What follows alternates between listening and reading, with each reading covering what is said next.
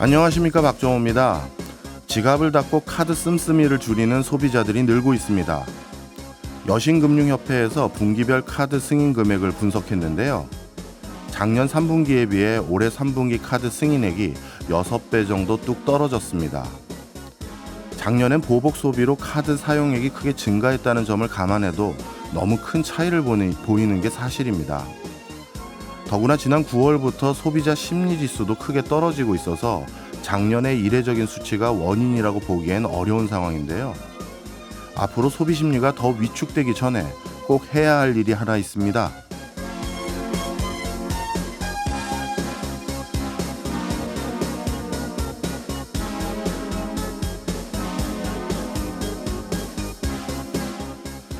소비가 더 위축되기 전에 물가를 잡아야 합니다.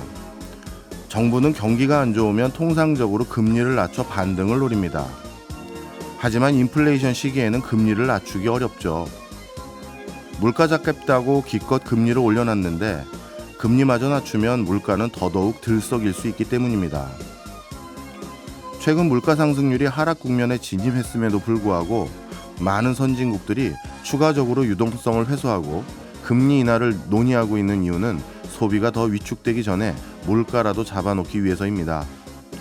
그래야 경기가 나빠지더라도 다시 금리 인하 카드를 꺼내들 수 있을 테니까요. 11월 2일 목요일 박정호의 손에 잡히는 경제 플러스 광고 듣고 시작합니다. 과학적인 시선으로 세상을 관찰하는 이과식 경제 시간입니다. 오늘도 이독실 과학평론가와 함께합니다. 어서 오세요. 네, 안녕하세요. 오늘 주제가 뭔가 하고 봤더니 제목을 검사 결과 이상 소견 진짜 병에 걸린 걸까 하면서 확률 이야기입니다. 얘기 주셨어요. 네, 맞습니다. 저도 사실 지금 코감기가 점점 심해지고 있는데 저도 이걸 꼭 알아봐야겠습니다. 네.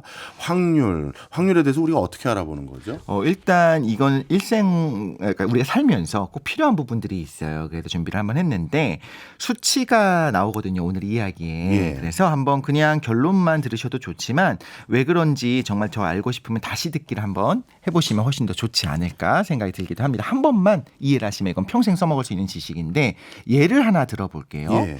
어떤 검사가 있어요. 근데 우리가 확 와닿게 하기 위해서 암 검사, 암 진단 도구라고 한번 해보겠습니다. 그런데 이 암 진단 도구를 써서 암이 있으면 그걸 알아낼 확률이 90%인 겁니다. 암에 민감하죠. 암만 예. 있으면 반응하니까. 그래서 이걸 민감도라고 하게 되고요. 암이 없는 사람, 정상적인 사람이 있습니다. 그런데 이런 사람들도 20% 정도는 암 소견이 나올 수가 있어요. 우리는 이럴 때는 일반적으로 오진이라고 하잖아요. 그렇죠. 오진이 될 수도 있겠죠. 좋은 오진이죠. 어떻게 보면. 네. 다르게 말하자면 암이 없는 사람에게 암이 없다. 당연한 것 같지만 그 말을 해주는 그 결과가 나올 확률이 80%라고 가정을 한번 해볼게요. 예. 이 비율이 높으면 암에만 반응한다는 뜻이겠죠. 예. 그래서 이거를 암에만 특이하게 반응하는 정도다 해서 특이도라고 이야기를 합니다. 그래서 이제 정리를 하자면 병이 있으면 있다라고 말하는 게 민감도고요. 예. 병이 없으면 없다라고 말하는 걸 특이도라고 해요. 그럼 당연한 게 아니 민감도 100%, 특이도 100%가 최선이잖아. 맞습니다. 그런데 그게 불가능하다라는 거죠. 민감도가 높으면 특이도가 낮거나 반대인 경우가 있다는 얘기네요. 네, 맞습니다. 사실 민감하다는 건 뭐냐면 언제나 과잉으로 감시를 한다는 거예요. 그러면 정상인데도 불구하고 이상이 있을 수 있다라고 분석할 가능성이 높아집니다. 예. 대신에 정말 정확하게 정밀하게 잡아내려면 놓치는 것들도 있을 수가 있다는 건데 특이도가 높아지면 민감도가 떨어지는 겁니다. 예를 한번 들어볼게요. 왜 이걸 개발을 못하나요? 심지어 우리가요. 커다란 우리가 사람을 알아볼 때도 마찬가지예요. 저 멀리 내 친구가 지나가는데 100% 내 친구인지 우리가 알 수 있습니까? 시간이 좀 걸리잖아요. 그렇죠. 마찬가지입니다. 한번 우리가 놀이공원에서 친구를 만나기로 한 거를 생각을 해볼게요. 그 시각에 놀이공원 앞에 갔습니다. 친구가 있을 것 같아요. 그럼 우리가 어떻게 하냐면 눈에 불을 켜고 찾습니다. 그러면 저 사람도 친구인가? 저 사람인가? 이렇게 왔다 갔다 하잖아요. 예. 민감도를 높이게 되면 특이도가 떨어져서 헷갈리게 되는 겁니다. 반대로 이제 소개팅 첫 만남을 하기로 했습니다. 이제 커피숍에서 만났어요. 근데 엉뚱한 사람한테 가서 저기 박정호님이세요? 그러면 좀 민망하잖아요. 예. 아닐 수 있잖아요. 예. 그래서 상대방의 특징을 하나 이제 까다롭게 확인을 하면서 이 사람이 아닐 수도 있으니까 아니면 민망하니까 정말 확실하게 하려고 하거든요. 그러면 헤어스타일이 바뀌었거나 안경이 바뀌었을 때 그걸 못 알아보고 소개팅 상대를 놓칠 수도 있어요. 난 생머리라고 들었는데 파마머리네? 예. 뭐 안경이 은색이라고 들었는데 뿔테네? 이럴 수가 있는 거예요. 설마 저 사람인가? 아닐 거야. 혹은 뭐 아니면 좋겠어. 뭐 이런 생각을 하다가 상대방을 놓칠 수도 있는 거죠. 예. 다르게 말하자면 특이도를 높이면 민감도는 떨어질 수밖에 없는 겁니다. 그러면 제가 중요한 질문을 하나 드려볼게요. 처음 예시처럼 이제 암 진단 검사를 했습니다. 이제 피 검사를 하게 되면 암 진단 검사를 같이 하는 경우들이 있잖아요. 암이 있을 때 알아낼 확률이 그게 민감도인데 그게 90%고 암이 없으면 이상이 없다라고 하는 확률이 특이도인데 그걸 80%인 검사가 있다고 한번 해볼게요. 그런데 예. 이 암이요. 제 나이대에서는 유병률이 병이 있을 확률이 1%인 암입니다. 자, 검사를 했습니다. 결과가 나왔어요. 의사 선생님이 저한테 뭐라고 이야기하냐면 이상이 있습니다. 정밀 검사 한번 해봅시다. 그러면 진짜로 암이 있을 확률이 대충 얼마 정도 된다고 직관적으로 생각하세요? 야, 진짜 어렵네요. 예를 들어서 그러면 암이 있을 때 암이 있다고 말할 확률에다가 90%. 그다음에 암이 없는데 암이 있다고 말할 확률 중에서 네. 실제 암이 있을 때 암이 있다고 진단할 확률로 계산해야 되나요? 맞습니다. 이게 여러 너무 가지가 어렵다. 섞이는 거잖아요. 예. 근데 직관적으로 얘기하면 아니 있으면 90% 확률로 있다고 이야기하고 예. 없는 사람 중에서는 20%만 있다고 얘기를 하는 거잖아요. 예. 그러면 뭐 그래도 뭐 반 이상은 음. 걸리지 않았을까 생각할 수 있지 않습니까? 그런데 실제로 이 생각의 비율이 생각보다 낮은데요. 계산을 실제로 해보면 4.3%입니다. 5%가 안 됩니다. 정말 있을 확률은 5%가 안 돼요. 결과가 의외입니다. 정확하게 이렇게 수치가 나온 그 이유가 뭐죠? 이게 조건부 확률이기 때문이고 조건부 확률을 계산을 할 수가 있기 때문에 그런 거예요. 자, 아무나 지나가는 한 명을 붙잡고서 정밀 검사를 합니다. 그럼 암이 있을 확률이 1%죠. 유병률이 1%니까 예. 전 국민의 1%가 이 나이대에서는 그 암을 가지고 있다라고 한번 할게요. 그런데 특정 조건을 걸었습니다. 그런 확률이 기본적으로 올라가게 돼요. 무슨 말이냐면 조건이요. 이미 달성됐다. 이미 이뤘다라고 보는 겁니다. 자, 검사를 했고 양성이 나왔죠. 일단 양성이 나온 사람들 중에서의 확률을 계산하는 거니까 예. 무조건 확률은 일단 올라갈 수밖에 없습니다. 예를 한번 들어볼게요. 손경제에 맞게 주식이 올랐습니다.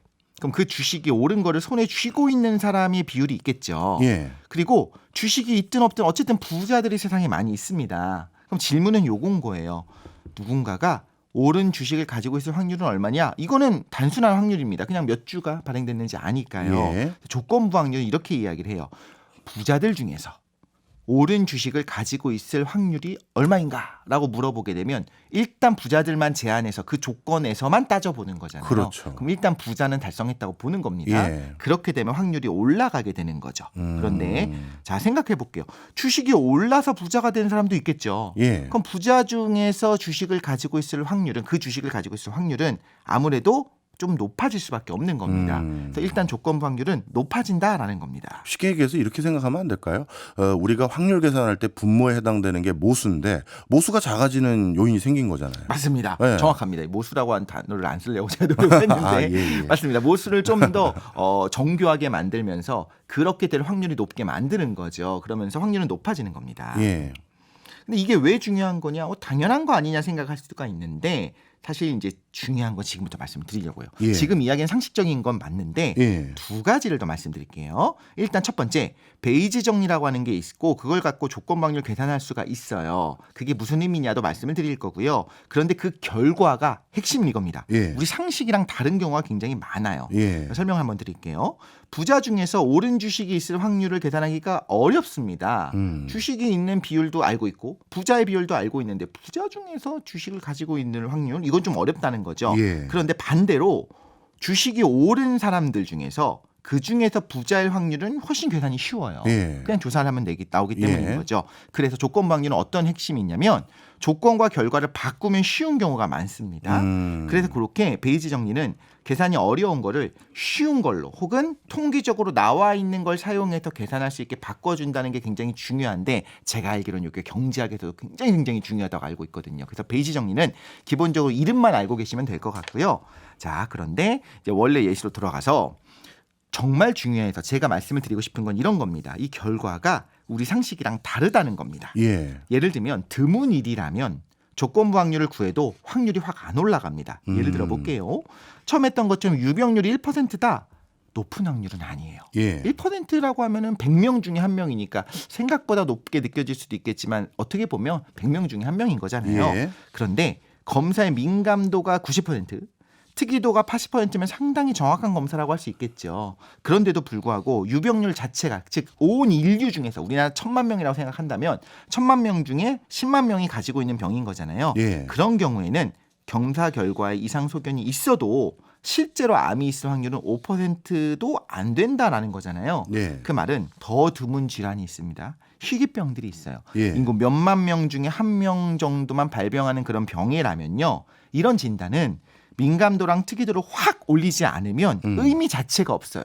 첫 번째 검사에서 가능성이 있습니다라고 나오더라도 정밀 검사 가면 실제로 그 병이 있을 확률이 1%도 안 될 수가 있어요. 아, 그러니까 처음에 의사의 초진이나 진단 결과로 굉장히 특이한 이상한 병에 걸리신 것 같습니다라고 하더라도 너무 걱정할 필요가 없는 게 정밀 진단으로 가면 그게 뒤바뀔 확률이 확률적으로 높다 이 얘기인 거죠. 맞습니다. 실제로 검사의 민감도 특이도 때문에 그렇게 되는 건데 일단 암의 경우에는요. 1차 검사를 보통 이제 피를 뽑아서 하잖아요. 예. 거기서 말하는 위양성과 위음성률이 높습니다. 아까 이제 민감도 특이도라고 한 걸 다르게 말하자면 위양성, 위음성으로 표현할 수가 있는데 이게 예. 쉽습니다. 위양성 뭐냐면 가짜 양성입니다. 음성인 사람이어야 되는데 병이 없는데 가짜로 양성으로 나오는 게 위양성이고요. 예. 위음성은 조금 위험한데 가짜 음성이에요. 실제로는 양성이 나와야 해요. 실제 병이 있어요. 그럼에도 불구하고 음성이 나오는 위음성률을 말을 하는데요. 자, 이건 제가 직접 확인한 겁니다. 실제 시중에 판매하고 있는 자가진단 의료기기 홈페이지를 제가 들어가서 확인해 봤더니 예. 이 키트도 마찬가지로 위양성 비율과 위음성 비율이 10% 10%입니다라고 설명을 하고 있어요. 그러니까 너무 예. 신뢰하지는 말아라라는 얘기를 하고 있다는 겁니다. 이런 경우에도 키트 검사 결과 양성이 나왔습니다. 이거 암 진단 키트거든요. 예. 이걸 가지고 진단을 해봤는데 만약에 양성이 나오더라도 너무 걱정하는 건 사회적인 문제가 돼요. 오히려 사회적 비용도 너무 증가시키고 네. 그럴 때는 너무 걱정하지 말고 병원에 가서 정밀 검사를 받는 것이 더 좋다라는 거고요. 그렇다고 해서 제가 검사가 의미가 없다는 말씀을 드리는 건 아닙니다. 나름대로 바뀔 확률이 꽤 확률적으로 높다고 말씀하셨는데 검사가 나름 의미가 있는 이유는 뭘까요? 아예 안 하게 되면 네. 0.1%의 확률이었지만 네. 이제는 10% 정도로 확률을 좀 높여준 거는 맞는 거죠. 아예 대비하지 않는 것보다는 좋다라는 거고요. 이해했습니다. 그러면 우리 코로나 때요 신속 항원 검사한 거 있지 않습니까? 이때도 그런 의미로 우리가 나름대로 의미를 찾는 거다 이렇게 봐도 되는 건가요? 맞습니다. 작년에 신속항원 검사 한창 많이 할 때 기사 타이틀들 이런 게 많이 나왔어요. 우리가 이제 와서 이게 무슨 의미인지 한번 확인해 보면 좋을 것 같습니다. 예. 신속항원 검사 양성 10명 중 3명은 가짜 양성. 예. 위험성은 얼마냐? 이렇게 제목이 나왔습니다. 위험성 얼마나? 이렇게 나왔는데 실제 내용을 보면요. 위험성은 확인 방법이 없다였었어요. 예. 왜냐하면 위험성을 확인하려면 정말 코로나에 걸렸는데도 불구하고 음성이 나올 확률을 알려면 조사를 해야 되잖아요. 예. 그런데 일단 음성이 나온 순간부터 더 이상 코로나가 있는지 여부를 검사를 못하죠. 예. PCR 검사를 하지 않잖아요. 예. 그러니까 이런 경우에는 사실 원래는 이런 검사 출시되기 전에 혹은 출시 이후에도 임상실험으로 확인을 해야 되는데 아시다시피 작년에는 코로나19 때문에 응급 상황입니다. 그래서 충분히 연구되기 전에 일단 효과가 있다 싶으니까 출시되고 활용된 거기 때문인 거고 그때 진단검사의학회에서는 어떤 입장을 내놨냐면 이것도 중요해요. 앞으로 반복될 일이니까요. 예. 감염 초기에 항원 검사의 민감도가 낮으니까 그래서 위음성률이 나쁠 확률이 높다. 그러면 코로나19가 있는데도 불구하고 가짜 음성이니까 음성 판정이 나올 확률이 높다는 거죠. 그러면 오히려 감염을 확산시킬 위험이 있다라는 겁니다. 그러니까 자가검사 키트를 해봤는데 음성이 나왔어요. 예. 그러니까 안심하고 이제 돌아다닐 수 있는 거죠. 네. 근데 알고 보니 사실은 코로나19에 감염이 됐었다라는 걸 뒤늦게 알게 됐을 때 그 사이에 타인에게 감염을 시킬 수 있는 거잖아요. 전파시킬 수 있는 거잖아요. 예.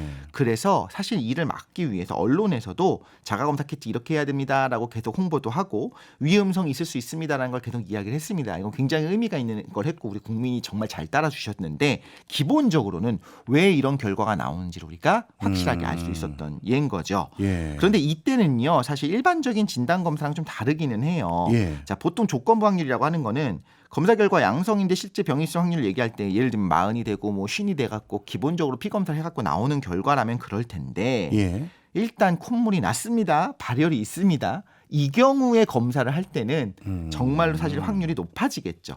이것도 조건이에요. 증상이 일단 발생했습니다. 그러니까 조건 자체가 모호 집단 자체가 줄어들게 된 거죠. 아, 그렇군요. 오늘 말씀을 쭉 듣고 보니까 그래도 한 가지 기분 좋은 일이 생긴 것 같아요.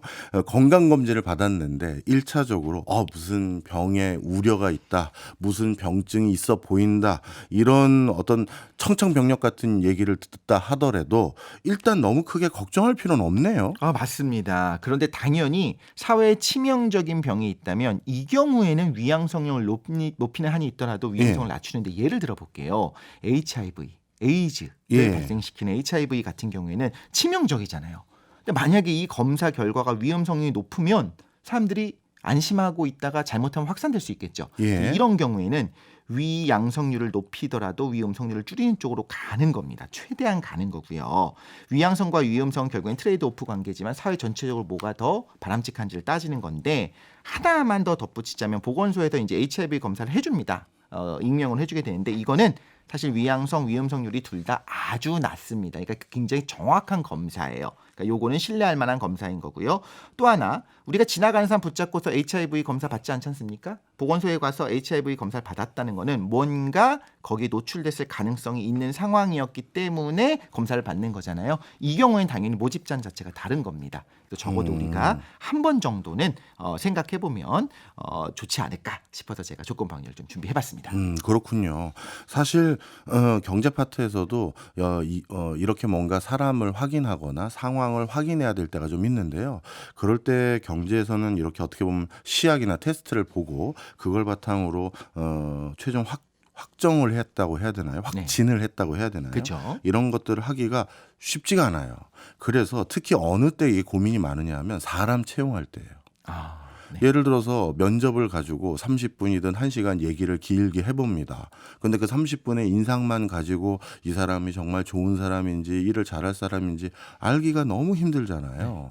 그러다 보니까 참 그런 상황에서 어쩔 수 없이 어떻게 보면 아까 진단 검사처럼 이 사람이 같이 계속 일할 수 있는 사람인지 아닌지 확인해보자. 이런 방편으로 처음 도입된 제도가 계약직이었어요. 그러니까 이 계약직이 누군가에게 일신상의 신분을 불안하게 만들고 그걸 악용하려는 어떤 그런 상황 속에서 그런 취지는 아니었고 당신이 정말 나랑 같이 일할 수 있는 사람인지 내가 잘 모르지 않냐. 그러니까 충분히 기간을 두고 한번 우리 같이 일해봅시다. 일단 일해보자. 그래서 며칠도 아니고 충분한 시간이 뭐 1년이든 2년이든 3년이든 하고 그리고 야 너무 좋네. 너무 잘하시네. 그럼 우리 앞으로 쭉 갑시다.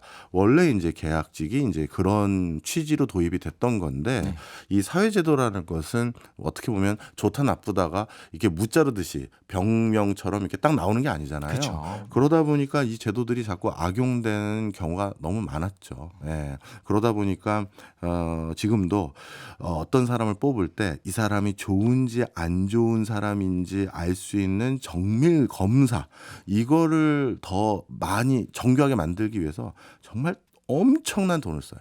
그래서 이렇게 보시면 됩니다. 결론입니다.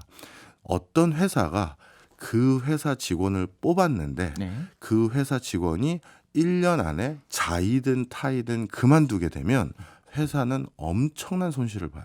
회사 입장에서 투자가 많이 있으니까요. 그렇죠. 뽑는 과정에서 많은 기회비용을 날린 게 있어서 그런 일들이 생겨서 지금도 이런 것들을 더 고민을 많이 하고 있습니다. 좋은 사람을 뽑기 위한 노력들도 계속적으로 있는 거네요. 그런 것도 과학적으로 좀 있으면 좀 다음 시간에 좀 알려주세요. 관상인가요? 그것도 한번 과학적으로 한번 진단해보죠. 재밌겠네요. 좋습니다. 지금까지 이독실 과학평론가였습니다. 고맙습니다. 감사합니다. 저희는 광고 듣고 2부로 돌아오겠습니다.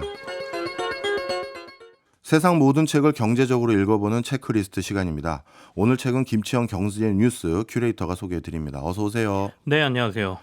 오늘 소개할 책은 이스라엘 관련 책이네요. 그렇습니다. 최근에 이제 국제 정세의 중심이 이스라엘하고 팔레스타인 전쟁에 쏠려 있다 보니까 관련 책을 좀 소개할까 하고 고민을 좀 했었는데 이스라엘은 우리가 친숙한 듯 하면서도 알면 알수록 잘 모르는 나라다 이런 생각이 좀 들거든요.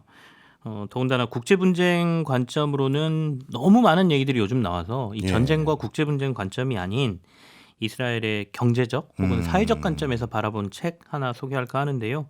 7가지 키워드로 읽는 오늘의 이스라엘이라는 책입니다. 예, 오히려 책 잘 고르신 것 같은데요. 네. 전쟁 얘기는 너무 많이 해서 네. 어찌 보면 이런 전쟁이 일어나는 근원적인 이유를 알려면 이스라엘이 어떤 나라였는지 이거를 아는 게 더 중요할 것 같은데요. 그러면 어떤 거부터 우리가 살펴보면 좋을까요? 이 책을 최용환 씨라는 분이 쓰셨어요. 예. 이분은 이제 이탈리아하고 미국 등의 대사관 참사 공사 거치고 실제로 이스라엘에서 대사까지 지낸 분이거든요. 그래서 자신이 이스라엘에서 지내는 동안 느꼈던 것 그리고 그곳의 현실 등을 이 책에 풀어놨습니다. 물론 이 책도 이스라엘의 그 중동 관련 분쟁을 빼고는 얘기할 수가 없기 때문에 한 3분의 1 정도는 이스라엘과 팔레스타인 지역의 분쟁 얘기, 역사 얘기 이런 것들이 들어 있고요. 예. 이 안에는 그 외에 이스라엘 사회를 이해하기 위한 뭐 여러 가지가 있습니다. 그래서 요 내용을 들어보시면 이스라엘이 이런 나라였어? 혹은 이런 특이한 제도가 있었구나 이런 생각들을 좀 하시게 될 것 같습니다. 그럼 뭐부터 살펴볼까요? 일단 이스라엘에 대한 기본 정보부터 저희 한번 확인해 볼까요? 혹시 박 교수님께서는 이스라엘의 지리적 위치는 대충 알고 계실 것 같고 예. 대략적인 면적이라든지 아니면 뭐 1인당 GDP 어느 정도 수준인지 알고 계시나요? 뭐 예전에 대략적으로 좀 배운 적이 네. 있는데 오늘을 저에게 목 상태를 고려해서 질문을 되도록이면 상가해 주셨으면 알겠습니다. 합니다. 제가 뭐 바로 말씀을 드리죠. 면적은 우리나라 남한의 한 5분의 1 정도 크기라고 하니까 영토가 매우 작죠. 서부는 해안과 평원 지역으로 돼 있고요. 동부는 산악 지역 그리고 남부는 사막 지역으로 이루어진 지형입니다. 예. 인구는 2022년 통계로 996만 명. 우리나라가 5천만 명이라고 하니까 5천만에서 6천만 명 이렇게 얘기하니까 면적이 아까 딱 5분의 1이라 그랬으니까 예. 인구도 한 5분의 1 정도 산다 이렇게 보면 되겠죠. 유대인의 나라다. 이스라엘은 이렇게 알고 있지만 유대인은 711만 명 정도, 약 74% 정도가 거주하고 있고요. 아랍인이 204만 명으로 꽤 많습니다. 21%의 아랍인이 네. 거주해요. 1인당 GDP는 꽤 높은 편이죠. 2021년 기준으로 5만 2천 달러니까 꽤 높습니다. 화폐는 세겔이라는 단위를 쓰고요. 다만 유대인과 아랍인들 사이에 이스라엘의 소득 격차는 매우 심하고요. 뒤에서 조금 설명을 드릴 건데 유대인 내에서도 계파별로 소득 격차가 꽤 나는 걸로 그렇게 알려져 있습니다. 예. 그래서 실제 유대인들만 가지고 GDP 1인당 국민소득을 집계하면 5만 불보다 훨씬 높을 거다라는 네네. 얘기를 많이 하더라고요. 우리는 이스라엘 하면 유대인의 국가 이렇게만 알고 있는데 사실 역사적으로 이쪽 지역이 정말 인구 구조라고 해야 될까요? 이게 굉장히 복잡하더라고요. 그렇습니다. 어떻게 보면 그게 지금 분쟁의 씨앗이라고 볼 수 있는데요. 역사적으로는 이 팔레스타인 지역은 굉장히 오래된 분쟁 지역입니다. 여러 민족이 뭐 서로 빼앗고 차지하고 했던 지역이지 않습니까? 뭐 유대인, 그리스인, 아랍인 뭐 이런 민족들이 서로 갈등을 끊임없이 일으켰던 지역인데 다들 아시지만 1, 2차 세계대전이 끝나고 영국이 관할 통치하던 게 유엔으로 넘어가고 유엔이 이제 이곳에 분할안을 내놓으면서 분쟁의 씨앗이 발생한 거잖아요. 예. 근데 당시에 이제 팔레스타인 지역을 아랍인들이 지배하는 곳과 이제 이스라엘이라는 나라로 만들 때 이 영토의 구성이 한 5대5 정도로 나눠졌거든요. 근데 그 당시에 인구 구성만 놓고 보면 이스라엘이 건국되던 당시에 1948년입니다. 예. 이때 아랍인들이 이 지역에 훨씬 많이 살았어요. 그러니까 당시 지역에 거주하는 유대인은 65만 명에서 한 70만 명 정도 수준이었고 아랍인들은 이보다 9배 정도 많이 살았다고 하거든요. 아니 9배나 아랍인들이 많이 살았는데 이 또 영토를 5대5로 나눈 거예요? 그러니까 팔레스타인인들 같은 경우, 아랍인들 같은 경우는 굉장히 반발을 할 수밖에 없었던 상황이죠. 그 이후에 이제 이스라엘이 유대인 이주 정책을 강력하게 펼치면서 결국에는 지금의 인구 구성을 만들었다라고 볼 수 있는데 예. 결국에는 지역적인 통치뿐만 아니라 실질적인 통치를 높이기 위해서 귀환 이주라는 정책을 강력하게 추진했던 것이고요. 지금 통계로 보면 2008년 최근의 통계인데 2008년 통계로 보면 한 2008년 이후에 10년간 유대인들의 이스라엘로의 귀환 이주가 무려 25만 명에 달했다라는 기록도 있습니다. 그렇군요. 그런데 이제 생각해 보면 유대인이라고 하는 민족은 전 유럽이나 전 세계를 오랫동안 떠돌아다녔는데 네. 그러면 언어적으로도 또는 인종적으로도 많이 섞일 거라고 제가 생각이 드는데 도대체 유대인인지 아닌지를 구분하는 기준이 있습니까? 그게 이제 가장 궁금하잖아요. 네. 도대체 이들은 어떻게 유대인을 구분할까? 이게 이스라엘 사회 내에서도 사회적인 논란거리로 지금도 작용을 좀 하고 있는데요. 어디 출신인지, 뭐 아빠가 유대인이면, 엄마가 유대인이면 두 분 다 유대인 출신일 수도 있고 뭐 다 네. 다르지 않습니까? 그래서 일단 중심은 모계입니다. 그러니까 유대인의 종교적인 관점에서 유대인을 구분하는 점은 모계. 엄마가 유대인일 경우는 유대인으로 본다 이렇게 돼 있어요. 네. 그래서 아빠는 유대인이고 엄마가 유대인이 아니면 유대인이 아닌 거죠. 아, 그렇군요. 네, 그래서 초기에 귀환 이주 정책을 벌였을 때 이스라엘은 그 유대인들을 유대 종교법에 따라서 어머니 모계 혈통만을 반영을 했습니다. 예. 근데 이게 논란의 소지가 굉장히 많았어요. 유대인들이 전 세계에서 핍박을 굉장히 많이 받았지 않습니까? 예. 핍박을 받을 때 엄마가 유대인인 사람만 핍박한 건 아니거든요.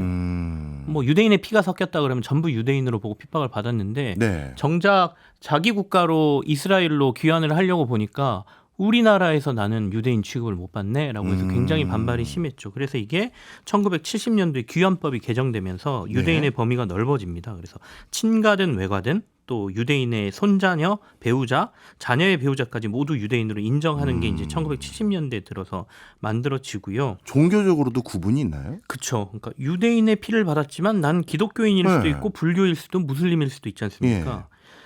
유대교를 믿지 않는 건 상관이 없습니다. 그러니까 무신론자는 상관이 없는데 예. 다만 개종을 다른 종교로 하면 귀환법에서 유대인으로 인정을 못 받아요. 아, 무신론자까지는 상관이 없는 거군요. 네네. 아, 이해했습니다. 그러면 이 전 세계 각지에 있었던 유대인들이 이스라엘로 다시 네. 몰려들 때 뭔가 유인책 같은 거 이주하면 뭔가 이런 혜택을 줍니다라는 뭐가 있어서 이렇게 많이 몰려든 건가요? 그렇죠. 물론 유대인들이 이른바 시오니즘이라고 해서 자신들이 살았던 지역으로 다시 돌아가야 된다라는 데 있어서 굉장히 어떻게 좀 독특화된 민족이다 이렇게 볼 수도 있지만 이스라엘로 돌아오는 데 대한 여러 가지 혜택이 좀 있습니다. 첫 번째가 이스라엘은 복수 국적을 인정을 해줘요. 그러니까 보다 많은 사람들의 귀환 이주를 돕기 위해서 자기가 현재 살고 있는 나라에서의 국적을 그대로 유지하고 들어올 수 있게 만들어 주거든요. 이 제도는 이 귀환 이주 정책의 성공에 굉장히 기여했다라고 평가를 받거든요. 그러니까 그곳에서 성공한 사람이 이스라엘로 들어왔을 때 내가 저 사회에 가서 제대로 적응을 못하면 어쩌지라는 걱정을 많이 해소해 주는 거죠. 설령 내가 이스라엘 국적을 획득했다 하더라도 다시 나가서 미국인으로 또는 유럽인으로 활동을 할 수가 있기 때문에 복수 국적을 인정을 해주고요.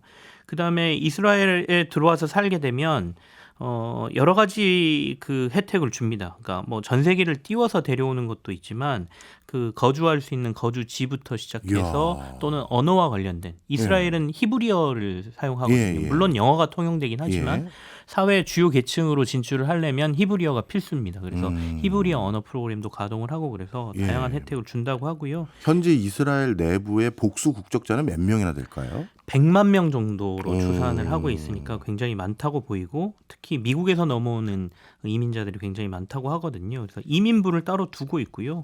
이 이민부에서 다양한 이 기화 이민 정책을 이게 쓰고 있는 것으로 알려지고 있습니다. 네, 일본에서도요. 워낙 우리나라처럼 저출산 고령화가 심해지다 보니까 1900년대 초반에 브라질로 이민 갔던 네. 일본인 후예들, 뭐 일본인 3세 정도 되겠죠. 이 사람들을 대거 일본으로 다시 본국으로 귀환시키는 그런 프로그램을 했는데 일본에 계속 살았던 원주민들하고 불협화음이 여간 심한 게 아니라고 하더라고요. 네네. 그런데 이 유대인들은 전 세계 여기저기서 흩어졌었는데 이렇게 다 단일 지역으로 몰려들었으면 분명 살아온 배경이 달라서 다양한 사회 문제 생겼을 것 같아요. 맞습니다. 여기도 이스라엘 이게 가장 큰 지금의 사회적인 문제인데요. 이스라엘은 크게 이 유대인들을 세 지역 그룹으로 분류를 할 수가 있어요. 그러니까 이스라엘로 들어온 이 유대인들이 어디서 배경으로 자랐느냐에 따라서 이제 이걸 구별하는 건데요. 첫 번째가 독일 지역을 중심으로 살아왔던 유대인들, 이들을 아시케나지라고 부릅니다. 그래서 이들이 이스라엘에서 지금 주력의 유대인이라고 예. 보시면 되고요. 그리고 스페인을 중심으로 중동 지역들까지 이렇게 넓혀서 살아왔던 사람들을 세파르디라고 부릅니다. 이 예. 그룹이 있고 또 하나의 그룹은 조금 생소하실 텐데 이 스페인의 중심으로 살던 유대인들이 종교적인 탄압을 피해서 아프리카까지 넘어갑니다. 그래서 예. 북아프리카 등으로 쫓겨서 살아온 마즈라히 그룹이라는 이 세 그룹으로 나뉘는데 이 마즈라히 그룹은 결국에는 어떻게 보면 검은색 피부를 가진 유대인이다 이렇게 봐야 되거든요. 그래서 좀 복잡하니까 독일 쪽, 스페인 쪽, 북아프리카 쪽 제가 이렇게 말씀을 드리면 예. 지금 미국에 거주하는 유대인들은 대부분 독일 쪽 유대인이라고 보시면 되죠. 그래서 이스라엘의 건국부터 행정의 대부분을 지배하고 있는 계열도 이들입니다.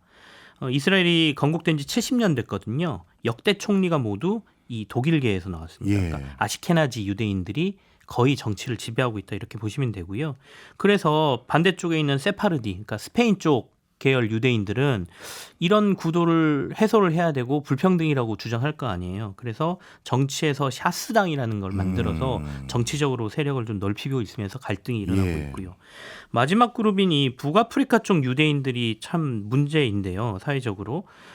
이들은 처음엔 유대인으로 분류가 안 됐습니다. 예. 그러니까 전부 유럽 중심으로 이스라엘이 건국되고 만들어지다 보니까 이 검은색 피부의 흑인계 유대인들을 사실은 유대인이라고 인정을 안 해오다가 아까 1970년도에 유대인의 범위가 이민법에서 넓어졌다고 예. 했잖아요.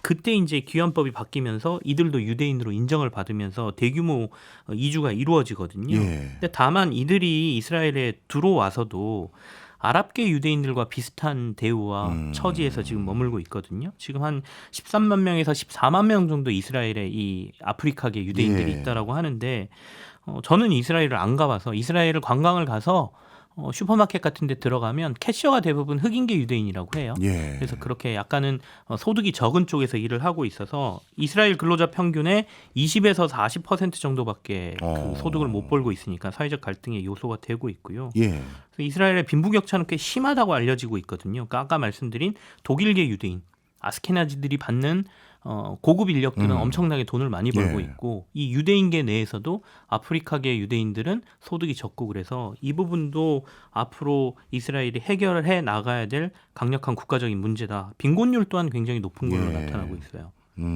유대인 저는 이스라엘을 가봤었을 때 네네네. 어떤 동네는요 가장 옛날 율법대로 금검 절약하면서 부를 축적하지 않는 걸 어떤 종교적 신념으로 생각하는 분들도 계시더라고요. 네. 참 다양한 분들이 여기 계시던데 우리가 잘 모르는 얘기가 이 책에 많네요. 그렇습니다. 그러니까 아까 아프리카계 유대인들에 대한 얘기가 영화로도 만들어져 있어서 사실은 궁금하시면 네. 땡플릭스 가시면 예. 있어요. 그러니까 에티오피아에서 대규모 공수 작전을 통해서 이스라엘이 이 아프리카계 유대인들을 데려왔거든요. 예. 뭐 솔로몬 작전, 모세 작전이라고 해서 1980년하고 1990년대에 막 비행기 떼어가지고 전 세계로 이렇게 다들 데리고 들어오는데 그 얘기가 땡플릭스에 있습니다. 네. 그래서 레드시 다이빙 리조트라는 영화가 있고요. 네. 또 뭐 관련된 컨텐츠들 영상으로 좀 즐기고 싶다라고 하시면 이스라엘과 지금 하마스 분쟁과 관련해서도 네. 파우다라는 드라마 시리즈가 있습니다. 예. 이게 이제 이스라엘 방위군하고 하마스 분쟁을 다룬 내용이 이제 있거든요. 근데 여기에 나오는 주인공은 남자 주인공이 이스라엘 특수요원으로 나오는 자키 할렙이라는 유대인이 있는데 예. 이 사람은 또 사회적으로 굉장히 이슈가 됐던 게 2018년도에 무슬림 여성 TV 앵커하고 결혼을 해요. 근데 아까 말씀드린 것처럼 개종을 해야 유대인으로 인정받는다 그랬잖아요. 근데 이 그 여성도 이스라엘 사람이거든요. 무슬림을 믿고 아랍계긴 하지만 이스라엘 국민이란 말이죠. 근데 이 두 사람이 결혼을 했는데 부인이 유대교로 개종을 안 합니다. 그래서 사회적으로 굉장히 이슈가 된 또 뭐 그런 사건이 있었습니다. 이야, 영화 안에서 우리가 많은 내용을 또 이렇게 엿볼 수가 있었네요. 근데 참 분쟁이 많은 지역이라서 이런 여러 독특한 상황들이 더 많이 노출되는 것 같은데 네. 몇 가지만 재밌는 얘기 더 해주시죠. 이스라엘은 전쟁 국가잖아요. 예. 분쟁이 워낙 많다 보니까 많이 들으셨을 거예요. 분쟁에 가까운 지역들은 대피소들을 다 만들어 놨거든요. 이걸 마클랏이라는 방공호라고 부르는데요. 예. 분쟁이 워낙 많은 지역에는 공습경보가 울리면 15초 내에 들어갈 수 있는 방공호를 만들어라 이렇게 돼 있고요. 길게는 뭐 몇 분 내에 이 방공호에 들어가야 된다 이런 것도 있는데 하지만 집이나 직장에 있을 때는 그 방공호까지 뛰어들어갈 수가 없잖아요. 그렇죠. 그러니까 집하고 직장에도 대피소를 만들도록 93년도에 법으로 지정을 해놓습니다. 예. 그 공간을 마마드라고 하고 약 3평 정도 되는 공간을 만들도록 법으로 돼 있거든요. 네. 그래서 강화 콘크리트 천정과 벽을 만들고 출입구와 창문 크기도 다 법적으로 정해져 있습니다. 그렇다 보니까 재밌는 건 우리는 이제 경제 얘기를 하고 있으니까 예. 부동산 거래를 할 때 이 예. 마마드가 그 집에 있느냐 없느냐에 따라서 가격이 달라요. 그러니까 93년도 이전에 만든 집들은 예. 없을 거 아니에요. 그렇네요. 법적으로. 예. 그러니까 그 집들은 제대로 가치를 아무리 좋은 집이라 하더라도 제대로 가치를 인정 못 받고 이 마마드가 있어야만 가격을 제대로 받을 수 있다. 이게 있고요. 그리고 이스라엘은 아까 지형이 굉장히 좁은 지역이잖아요. 예. 그리고 살 수 있는 지역도 그렇게 많지가 않습니다. 그러니까 거주지를 짓는 데 있어서 넓게 못 짓거든요. 예. 근데 여기다 방공호까지 그렇네요. 집에다 만들어야 되니까 예. 얼마나 좁겠어요. 예. 그러다 보니 이 방공호를 어떻게 이용하느냐. 평소에는 예. 아이들의 놀이방, 아, 서재 공간 또는 뭐 창고 등으로 활용한다고 합니다. 그러다가 비상시에는 거기 들어가는. 네네. 아, 정말 분쟁 많다 보니까 정말 특이한 거 많네요. 재밌습니다. 더 해주세요. 자, 이게 이스라엘의 또 하나는 지금 분쟁이 굉장히 많다 보니까 네. 테러리스트들에 대한 여러 가지 얘기가 나오지 않습니까? 이게 굉장히 경제적으로 문제인데 네. 그 팔레스타인 쪽에서는 테러리스트들이 희생되면 이들에게 보훈 자금을 지급하고 있거든요. 예. 그래서 그 부분은 국제적으로 또 서로 이스라엘하고 분쟁의 또 하나의 요소가 되고 있다 이런 말씀을 드립니다. 네. 뭐 사실 분쟁 상황이라서 이런 특이한 점들이 많은 것 같습니다. 지금까지 김치영 경제뉴스 큐레이터였습니다. 오늘도 고맙습니다. 네, 감사합니다. 오늘 조건부 확률에 대해서 배워봤죠. 그래서 태연의 만약에 한번 선곡해봤습니다. 박정호의 손에 잡히는 경제 플러스는 내일 오전 11시 5분에 다시 찾아오겠습니다. 모두 감기 조심하세요. 고맙습니다. 내가 간다면 내가 다가간다면